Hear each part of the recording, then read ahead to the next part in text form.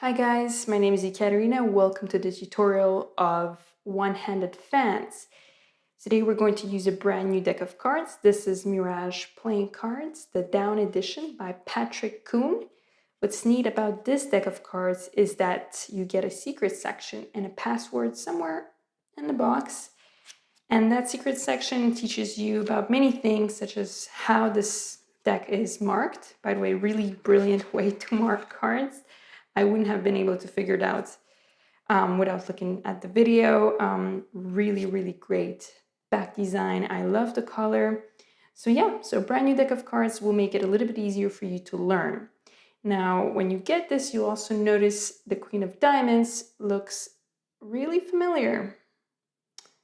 So thank you, Patrick, for including me in one of the queens. Let's start to this Cardistry basic tutorial.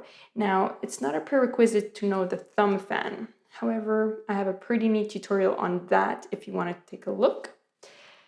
Today, really, we're looking at one-handed fans. And one-handed fans are meant to perform simultaneously or individually, creating a really neat flourishing moment. And I love testing brand new decks of cards in terms of their quality of the stock. If it's brand new and it fans super nicely, that means it's a pretty good stock of cards. Okay? This is even slightly easier, I would say, than the thumb fan if you learn to do this properly. It doesn't matter if you're left or right-handed. I expect you to learn this in both hands to make most of that. So I'll try to teach it simultaneously in both hands, but emphasizing a few points. So the first thing you'll notice is that you are in mechanic's grip. This is the mechanic's grip. Actually, this is more of a rested mechanic's grip position with the pinky here, but I want you to go here. Okay, so both hands, you are in this position. Now, if you remember from my thumb fan tutorial, you would understand that there is a point where it's your pivot point in the deck. And when you're doing a one-handed fan, that point changes and becomes the corner instead of the middle, because your knuckle here will not be able to hook directly in the middle. It's going to shift a little bit and then open up, and then all your fingers will kind of help open up the spread. So in a way, it's kind of easier, but at the same time, more difficult to explain. So let me try to do my best and break it down. I'll break it down with my right hand first and then go into my left hand.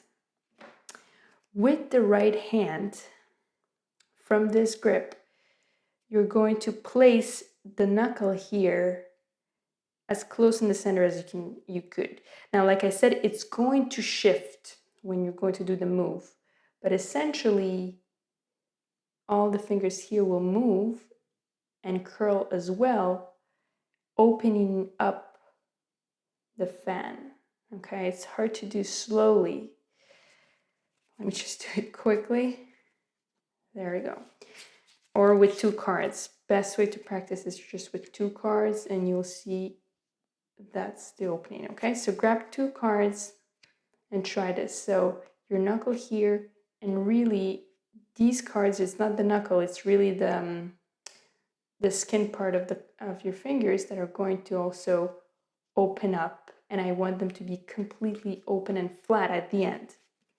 So from here to completely flat.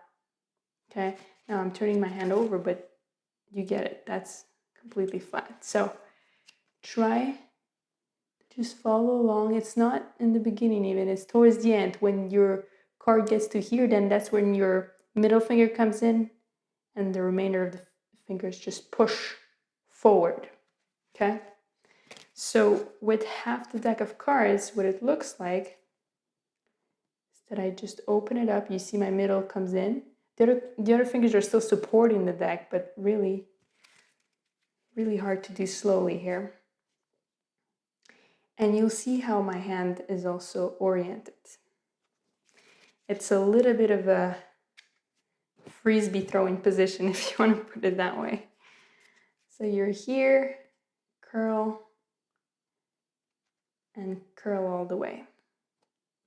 from here at the end, you're still in this position actually when you have a lot of cards. You're still maintaining somewhat of a curled index, but the other finger should be completely flat. But obviously when you're comfortable after your spread, you can release the tension and hold it like that. Okay? So let's try it with the left hand and the right hand. You're here, okay? Then you open up and you get this. Actually, let me show you this angle. It's pretty neat. Open up like this, so you see my fingers are slowly taking position, and that's what you have.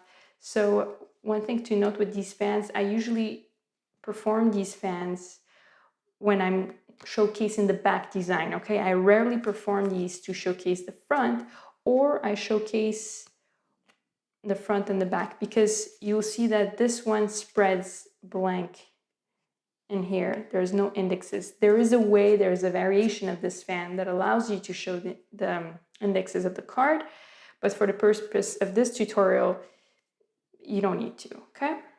So like that, or simply the back. I really like to just showcase the back, okay?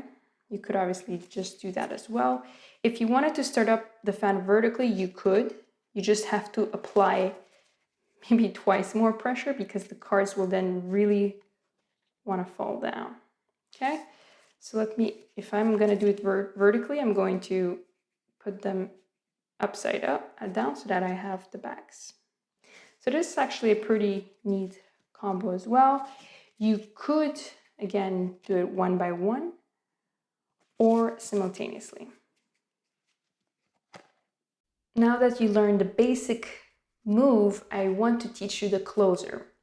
So how do you close this fan afterwards? It's a little bit easier than the thumb fan because you have a lot more gravity working towards your weight. Because if I just do this vertically and I just start to release pressure, you'll see that they start to automatically fall down. Okay, so from here, automatically I just have to spider it inside a little bit, and then they'll start going back to the mechanics grip position.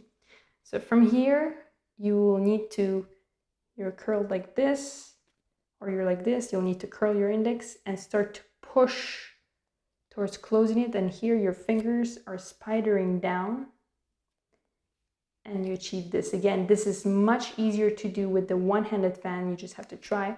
But here the danger is, because the cards have more momentum coming down, it's a little bit messier if you don't catch it properly, okay?